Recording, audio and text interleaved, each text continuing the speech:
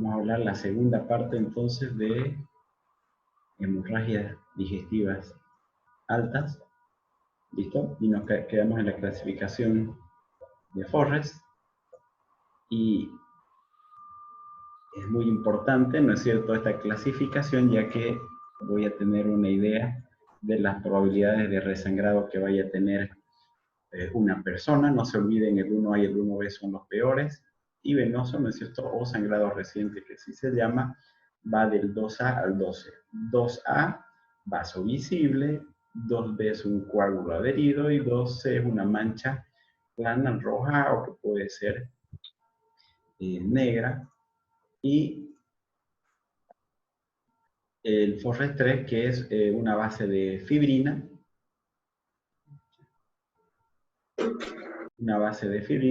y las probabilidades de resangrado que ya les mencioné. Bien, entonces, de la misma forma aquí lo tenemos, ¿no es cierto? El 1A, que habíamos dicho que es un sangrado a chorro, ¿listo? El 1B, que es un sangrado rusemianto, que también se llama en napa o en babeo en algunos lados, ¿no es cierto? El 2A, un vaso visible, un coágulo adherido, ¿no es cierto? Aquí es una mancha negra o roja y aquí es una mancha de fibrina o blanca o que ya no existe, ¿listo?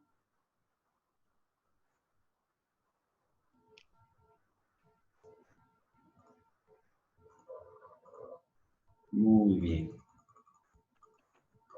Entonces, una vez yo identifiqué endoscópicamente, ya, entonces yo tengo que evaluar mediante lo que se llaman, ¿no?, índices.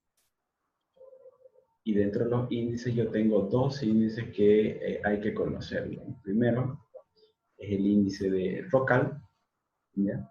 Este índice de ROCAL me va a permitir igual ver las probabilidades de resangrado, donde tengo yo algunas variables como la edad, el estado hemodinámico, las enfermedades asociadas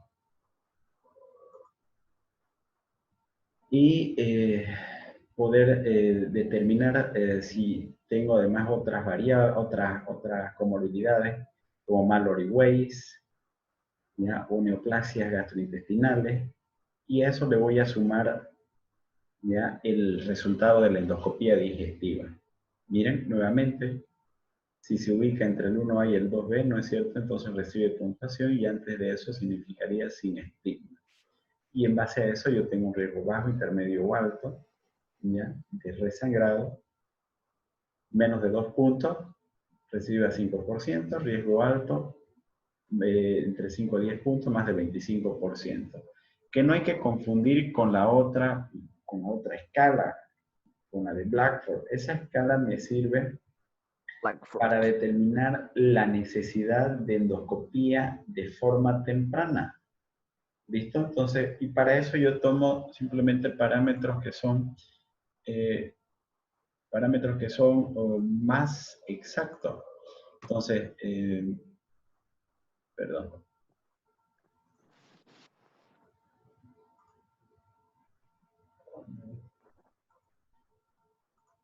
Tomo parámetros más exactos. Y dentro de esos parámetros,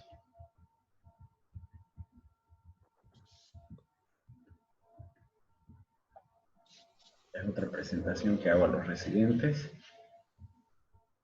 Dentro de esos parámetros que son más exactos, tomo en cuenta el valor de la urea, el valor de la hemoglobina, mi presión arterial y otras comorbilidades que el paciente pueda presentar. Estos son, por lo general, pacientes de que vinieron ambulatoriamente o vinieron por la emergencia y hubo tiempo para hacerle un hemograma y esperar el resultado, ¿ya?, con su química sanguínea. Y en base a eso, ¿no es cierto?, yo puedo determinar hemodinámicamente y laboratorialmente si va a ser el paciente tributable, ¿no es cierto?, a realizarle la endoscopía lo más pronto posible. Entonces, no se olviden, si yo tengo un paciente con hemoglobina menos de 7, la urea que está mayor a 30, 40 como marcador indirecto de hidratación, está hipotenso, ¿ya? Entonces, ¿qué es lo que voy a hacer? Si está hipotenso, ¿no es cierto?, entonces tengo que estabilizarla hemodinámicamente.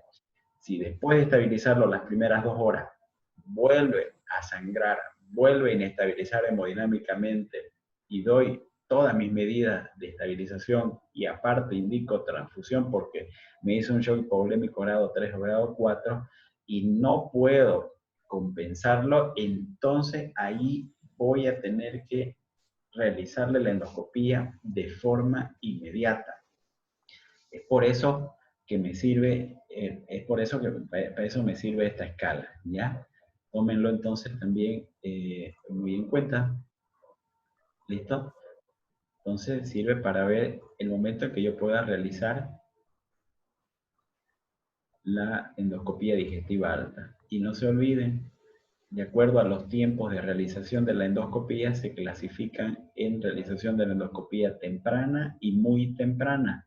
Hablo yo de realización de endoscopía temprana cuando es dentro de las primeras 24 horas y muy temprana cuando es dentro de las primeras 12 horas. Y hay otro tipo, o hay otra clasificación que se llama second look, que se hace, significa que se hace en un segundo tiempo, de que no es necesario en ese momento, que está ya compensado, que sea autolimitado, y que si vuelve a sangrar más adelante, recién en ese momento le voy a realizar, que no es urgente. Entonces, miren, la endoscopía tiene una sensibilidad de un 95% con una especificidad del 98%. Me da un diagnóstico etiológico y de acuerdo a la clasificación de Forrest, yo puedo saber las probabilidades de resangrado y su mortalidad e incluso muchas veces me permite no solamente hacer una endoscopía diagnóstica, sino también terapéutica. Pero muchas veces también, y dependiendo del endoscopista y del material que tenga en ese momento para que pueda realizar la endoscopía terapéutica, porque los endoscopistas habitualmente no tienen todo el material, porque no saben con qué se van a encontrar, ¿listo? Y en segundo lugar, si es privado, lastimosamente, lo toman como un costo adicional. Entonces vamos a hacer una endoscopía diagnóstica, dicen, y posteriormente una terapéutica, pero este es el costo y este es el material. ¿Y? Entonces, de esa forma es que habitualmente se maneja. Si pudiera hacerse un paciente que está inestable hemodinámicamente, pues tendrá que de cualquier forma hacer una mezcla de diferentes opciones endoscópicas, ya térmicas, mecánicas, inyectables, etcétera, para poder disminuir el sangrado, ¿no es cierto? Y evitar las probabilidades de resangrado en adelante.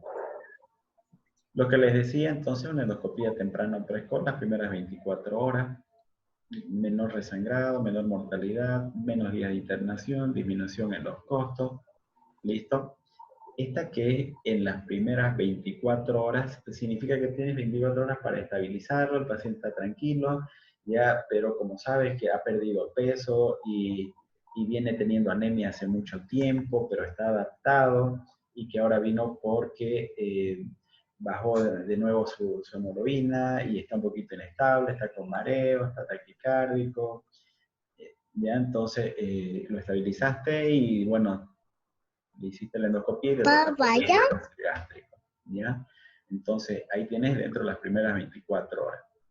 Ahora, el otro es dentro de las primeras 12 horas que les decía, ¿no es cierto? Cuando no logras estabilizar al paciente, a pesar, no logras cumplir tus objetivos terapéuticos de estabilizarlo hemodinámicamente y no te queda otra opción de que llamar al endoscopista, sea domingo, sea feriado, sea la hora que sea, para que venga y le haga una endoscopía terapéutica. Y entonces el endoscopista te va a decir, bueno, a ver, Pérez, ¿qué puntuación de Blackford tiene? Ah, ya listo, doctor, tiene más de 20 puntos. Ah, la miércoles, no lo estabilizaron hemodinámicamente, no, ya listo, voy para allá. No tienes que estar contándole que cuántos años, que toma tal medicamento, que presentó tales síntomas, nada, directamente. Blackford, ¿listo? Entonces, ese es el que te va a pedir el endoscopista. Entonces, habíamos dicho que se clasifican las hemorragias digestivas altas en varicosas y en no varicosas. Las varicosas que son 15 a 20% y las no varicosas en un 80%. Miren, entonces ustedes ven acá como un cordón arrosariado en el trayecto del esófago y no son más que dilataciones venosas, al igual que cuando hay varices en las piernas, ¿no es cierto? Las varices en el esófago, ¿no es cierto? Se producen de la misma manera. Y las no varicosas, que son más del 80%, inclusive algunos libros 90%, son las úlceras duodenales, gástricas, erosiones gástricas, desgarro en Mallory-Way, esofagitis erosiva, malformaciones arterias venosas, fístulas, tumores, etcétera, ¿no? Entonces, cánceres gástricos, son todas las que están dentro de este grupo de las no varicosas. Miren, entonces, las no varicosas habitualmente habíamos dicho que se limitan entre un 80 y 90% y un 10 a 15% son las que hacen residuos resangrados. Vuelvo a repetirle, FORRES 1A, FORRES 1B. Principalmente. En menor medida 2A, 2B, pero esos van a vivir más tiempo, lo que todo el tiempo trae mucha incomodidad al paciente, angustia, preocupación, terapia intensiva, transfusiones, son 1A y 1B. ¿Listo? Que quede claro. Y esos son los que ustedes tienen que determinar en primera instancia. Y dentro de las causas de hemorragia digestiva alta de origen no varicial, ¿ya? Este porcentaje ha aumentado. ¿Listo? Ya no es de 35 a 50%, ya este porcentaje ha aumentado hasta un 80%, son úlceras pépticas, gástricas o duodenales. El resto se distribuye, ¿listo? Entonces no olvidarse esa situación. De misma forma, miren, entonces son por úlceras pépticas y en menor porcentaje el resto. Entonces, cuando hacen ustedes una endoscopía digestiva alta, entonces sí se ven las úlceras gástricas y las duodenales cuando atraviesan ya el pílore, ¿no es cierto? Tienen esta misma distribución como una solución de continuidad. Estas son las úlceras, aquí que se ven con sangraditos. Cuando son por cáncer gástrico, entonces pierden, ¿no es cierto?, la continuidad normal de la mucosa gástrica y se comienzan a ver masas vegetantes sobresalientes que al simple tacto con el endoscopio suelen sangrar, son verrucosas, ya heterogéneas, duras, algunas son inclusive cambian de color, negruzcas, y entonces cuando observa esto el endoscopista, entonces comienza a tomar de esta zona las biopsias, ¿no? Entonces de las regiones distales. Entonces tomar en cuenta esto. Los desgarros longitudinales de la unión esófago-gástrica, estos son los famosos desgarros de Mallory-Weiss, que pueden producir en el tiempo si siguen en el mismo hábito la persona, ¿ya? De vomitar de forma constante, sea en las mujeres que son anoréxicas, ¿ya? O en las bulímicas, ¿listo? O en los alcohólicos crónicos que tienen vómitos a repetición. Esto puede agarrar y penetrar toda la pared del esófago y ocasionar una perforación esofágica, convirtiéndose en una emergencia quirúrgica con riesgo de vida. Malformaciones vasculares o arteriovenosas se ven, ¿no es cierto?, como si fuera de tipo cerebrinoide, y aquí miren ustedes ven con un sangrado a chorro, aquí ven un hito como en napa, etc. Aquí hay esofagitis, ¿no es cierto? Hay una irritación del esófago, las gastritis erosivas o también petequiales. No se olviden que una simple gastritis también puede sangrar, pero no te va a dar la clasificación de Forres porque solamente son de las úlceras lo que te da esa clasificación. ¿Ya? Entonces aquí ven igual una lesión verrucosa o levantada a nivel del tercio inferior del esófago. ¿Ya? Entonces muy sugerente de un cáncer de esófago. Hay varias combinaciones de tratamientos endoscópicos. Depende de la habilidad del endoscopista y de lo que vaya a encontrar y del grado de sangrado con el que se encuentre. Hay métodos térmicos donde ellos utilizan sondas multipolar, plasma, sonda caliente, láser, microondas. Hay métodos de inyección donde directamente en el lugar de sangrado inyectan epinefrina, alcohol, etanolamina, polidocanol, trombina, fibrina, y métodos mecánicos como estos de acá, que utilizan hemoclips o hacen sutura o hacen esta endoligadura por banda o endoloop también, que son unos parecidos, son unos sets como unas liguitas, como las puntitas de los globitos que se utiliza para carnaval, ¿ya? Entonces, son bien chiquititas y estos los ligan en cada varice y después hacen el retiro de las varices. Cuando estas ya están bien apretaditas, las retiran directamente. Entonces, la combinación de diferentes métodos es habitualmente la aconsejable. Miren, entonces la combinación de un método térmico y la de inyección de una solución para lograr hemostasia es superior a la monoterapia. Ya desde muchos años atrás es que se viene utilizando de esta manera. En caso de resangrado se recomienda una segunda endoscopía y tratamiento endoscópico perfecto, y la cirugía se reserva para el fracaso del segundo tratamiento endoscópico también. Esto es sumamente importante igual. Y eso habitualmente son, vuelvo a decir, úlceras gástricas, ya Forres 1A o 1B, o aquellos que no han logrado el endoscopio llegar. ¿Cuáles son esas? Las que están en la pared posterior de la segunda porción del duodeno.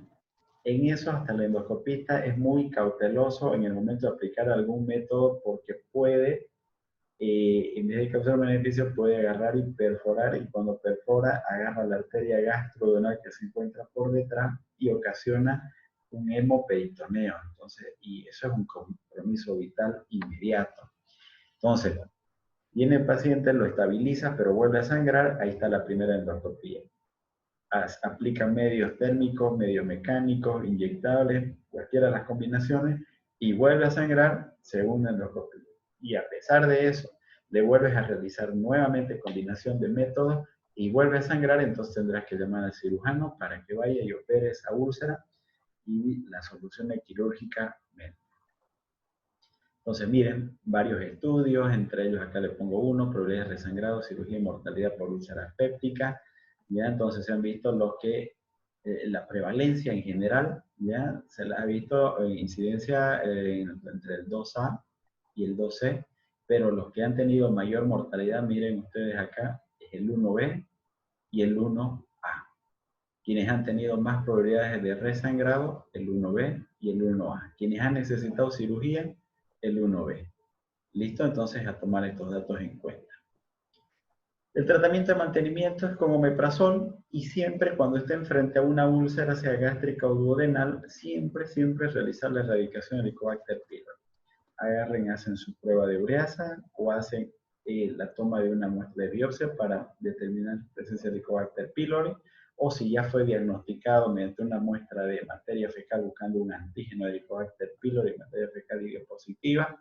Entonces, después de estabilizarlo hemodinámicamente al paciente, darle de alta, entonces, y tendrán que iniciar la erradicación del Helicobacter pylori para evitar el resangrado. La dieta se valora de acuerdo a la severidad. Miren, ingesta oral precoz no parece influir negativamente en la evolución de las hemorragias causadas por lesiones con riesgo de moderado o de recidiva, como el Mallory o Forres 12 o 3. ¿Qué significa? Que en estos pacientes yo puedo iniciar líquidos dentro de las primeras 24 horas de la endoscopía o su tratamiento, cuando es Forres 2C y 3. En cambio, cuando es del Forres, del 1A al 2B, ya, entonces yo hago la hemostasia endoscópica, ¿no es cierto? Endovenoso, como les mencioné, por 72 horas, y voy a iniciar recién después de las 24 horas la dieta. En cambio, cuando es un Forres 12 o 3, inicio la dieta dentro de las primeras 24 horas e incluso doy una alta temprana con tratamiento ambulatorio para la erradicación del Helicobacter pylori, y recomendándole que si por algún motivo requiere el uso de algún AINES, que consulte con algún médico y comente la situación por la que está pasando, para tener precaución a la hora de utilizar un AINES. Entonces siempre, miren ustedes, tengo una úlcera sangrante, tengo que ver si es activo o es visible. Listo, no se olvide activo o visible, sangrado activo o vaso visible. Listo, entonces aquí yo estoy, ¿no es cierto?, frente a un Forrest 1A, 1B, y acá estoy frente a un 2A. Entonces aquí yo hago una endoscopía terapéutica, 15-20% recidiva, una segunda endoscopía terapéutica, hago una hemostasia permanente, y a pesar de eso sí recidiva, como les comenté hace un momento, no queda otra que cirugía. El otro apartado que es importante conocer son aquellos pacientes que tienen hemorragia digestiva alta varicial, o varices esofágicas. El común denominador de estos pacientes es un aumento de la presión portal. Entonces ustedes saben que la presión portal habitualmente suele ser de 0 a 5 milímetros de mercurio, ¿cierto? De 5 a 20, de 0 a 5 milímetros de mercurio. Y a medida que va aumentando la presión, entonces las probabilidades de que se formen varices esofágicas y las probabilidades de que haya mayor riesgo de sangrado se van a dar cuando esta presión suele ser mayor a 12. Mayor a 12 milímetros de mercurio, entonces hay riesgo de sangrado. Miren, entonces el gradiente de presión del sistema portal, lo normal es entre 0 a 5 milímetros de mercurio, más de 5, ya yo estoy hablando de una hipertensión portal. ¿Ya? Entonces hay una hipertensión portal subclínica entre 5 y 10, con formación de las varices esofágicas e inclusive ascitis, y cuando esta es mayor a 12, entonces ya suele haber mayor riesgo de sangrado varicial. Y un sangrado inminente ya es cuando se encuentra entre 12 y 20 milímetros de mercurio. Por eso es importante, si se pudiese realizar un ecodoppler hepático, listo, para determinar la presión en la vena portal. ¿Ya? Entonces, de esa manera yo voy a poder saber las probabilidades y el riesgo de sangrado que tiene el paciente. No se olviden que esto se da habitualmente un 90% en los cirróticos y solamente un 10% en los que no son cirróticos.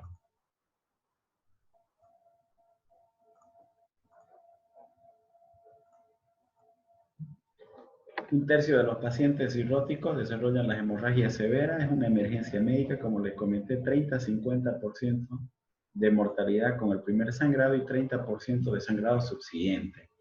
Miren, solamente 50% dejan sangrar espontáneamente. En realidad, del 50 al 80% ya suele haber un cese completo del sangrado. Se autolimita el sangrado entre el 50 y el 80%. Y en otras guías, ustedes van a ver de que solamente hasta un 50-70% se autolimita. Significa que hay de un 30 a un 50% las probabilidades de que no pare ese sangrado y compliquen. Por eso les decía que son peores las variciales en relación a las no variciales. Y esto termina siendo en un alto índice de resangrado temprano, 50% en los primeros días, que disminuyen a partir del tercer día. Suelen ser más inestabilizantes que las no variciales, ¿listo? Porque son más las varices esofágicas en relación a una úlcera que puede estar en el estómago. Todas pueden sangrar o algunas de ellas, y esto darnos gran compromiso hemodinámico. Entonces, miren, el tamaño de la varice es el mejor factor predictivo de la primera hemorragia. 30% a los 2 años con varices grandes versus 7% con varices pequeñas. 90% de los pacientes con cirrosis sangran de varices esófago-gástricas y 10% por gastropatías hipertensivas o lesiones peptídicas. Esta es una de las clasificaciones, también llamadas de Dagradi, que son 5 grados. El grado 1 son varices que solamente protruyen sobre la mucosa del esófago y desaparecen a la insuflación. El grado 2 son varices que claramente protruyen sobre la mucosa esofágica, son rectas y tienen un diámetro de 5 centímetros. El grado 3 ya comienzan a confluir, ya son más de 5 milímetros y estas suelen ser tortuosas, confluyen y se unen, y el grado 4 son bien prominentes y comienzan a ocluir la luz del esófago y además que ocupan toda la circunferencia de la pared del esófago. El grado 5 además presenta áreas rojas en su superficie, ¿ya? Y estas son más susceptibles al sangrado de forma temprana. Esta es otra clasificación mucho menos utilizada, que es la clasificación de Sarin, en la cual la clasifican varices gastroesofágicas o gástricas aisladas. Las gastroesofágicas tipo 1, cuando son del esófago, entra al estómago y se extiende por la curvatura menor, y el tipo 2, además de la curvatura menor, se extiende hasta el fondo. Y las gástricas aisladas o pueden ser del fondo gástrico o ubicadas en antro, píloro o cuerpo. En vez de encontrarse úlceras, se encuentran varices por la hipertensión, no solamente portal, sino una hipertensión gástrica. El tratamiento endoscópico, 80% se logra el control del sangrado y se hacen mezclas también de tratamiento. La escleroterapia no demostró diferencia significativa, similar efectividad le hicieron con la ligadura, pero con menos efectos adversos. Lo que quiere decir que el control del 85% del sangrado sí se realiza la endoscopía más tratamiento farmacológico. Y dentro de esos medicamentos que se ha visto que tienen utilidad, pero que son recontra caros, ya están las somatostatinas y la terlipresina. La somatostatina, mayor estabilidad hemodinámica, preendoscópica, disminuye el sangrado, facilita el estudio y mejor rendimiento, pero no mejora la sobrevida. Y la terlipresina, que es un derivado de la vasopresina, efectiva en hemorragias agudas por varices, ambas reducen la mortalidad. Ahora, ¿tenemos o no tenemos en nuestro medio? Es la pregunta, ¿no? La terlipresina hay, la somatostatina no hay. Las recomendaciones de la ASGE, ¿cuáles son? En sangrados varicosos activos del esófago, ligadura elástica con escleroterapia, y en sangrados varicosos de origen gástrico, intentar inyecciones con cianocrilato, escleroterapia o ligadura con bandas elásticas o endolux. Estas sustancias esclerosantes pueden ser el polietilenglicol, oleato de tolanamida, etoxioxisclerol, alcohol absoluto. Son varios métodos que utilizan ahí los endoscopistas. Pero miren, estas es de las que yo he visto habitualmente cuando me persono por las salas de endoscopía. Estas son las varices esofágicas y agarran y van y hacen la ligadura. Estas son las ligaduras, los endolips, ¿ya?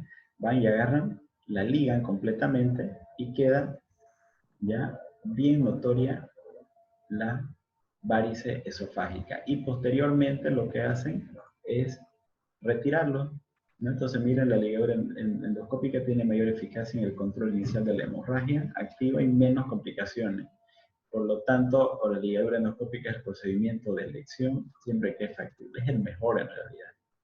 Entonces, miren, la varices esofágica hacen las endosligaduras y a los 5 días ya habitualmente las retiran y como ven ya no se suele ver las varices esofágicas como tal que estaban prominentes. Es un método sumamente efectivo, solo que es carito. Un set de endoligaduras aproximadamente sale alrededor de 400 bolivianos y cada paciente en cada ligadura que se realizan suele requerir alrededor de 2 sets.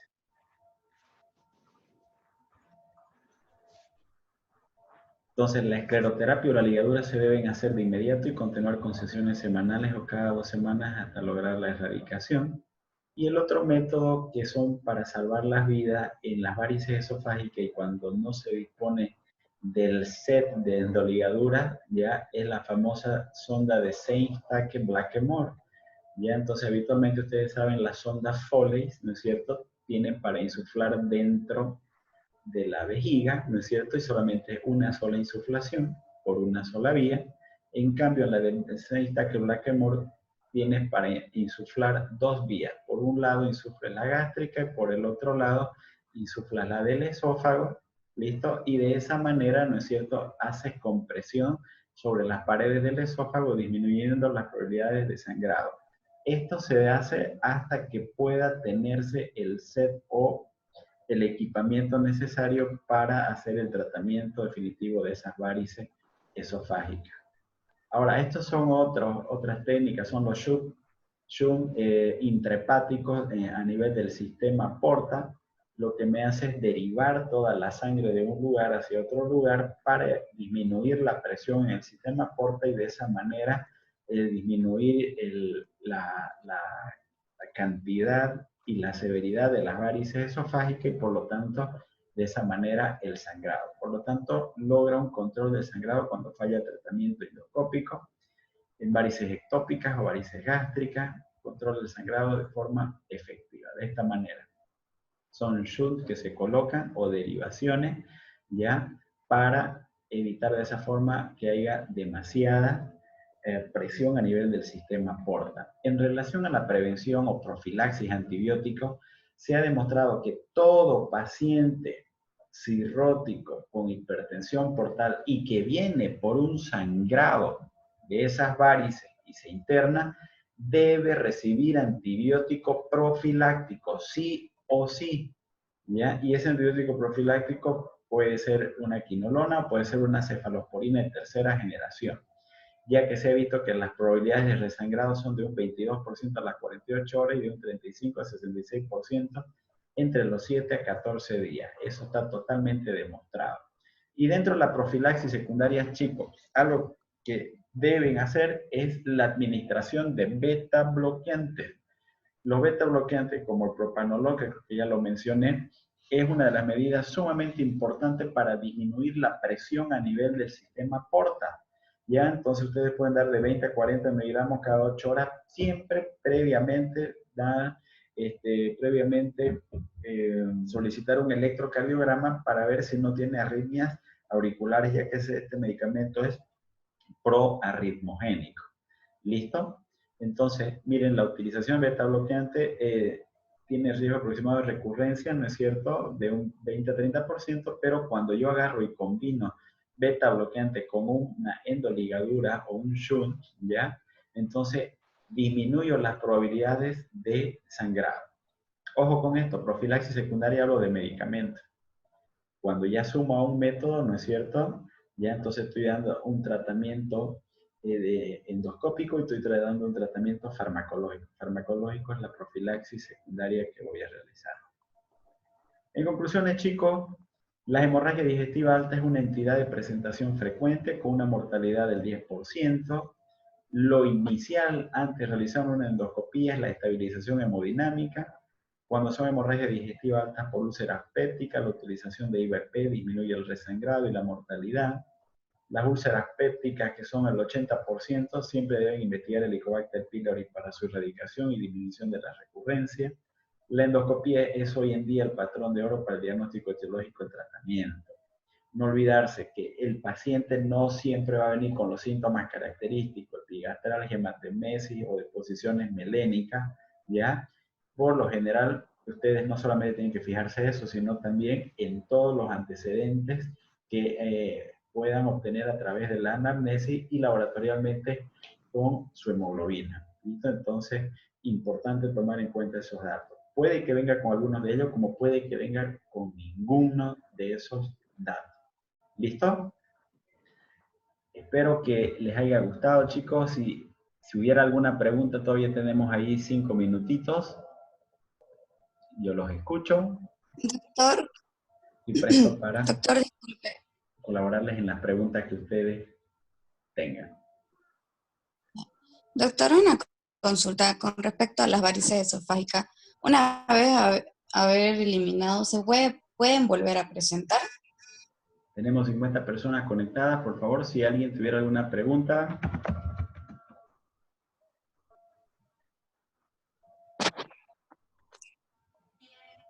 Hola. ¿Nadie? Bien, entonces, esto fue todo lo que pudimos hablar de las hemorragias digestivas altas. Yo lo dejo esto grabado y lo voy a colgar ahí donde realicé la invitación para Zoom de hemorragia digestiva alta como parte 1 y parte 2.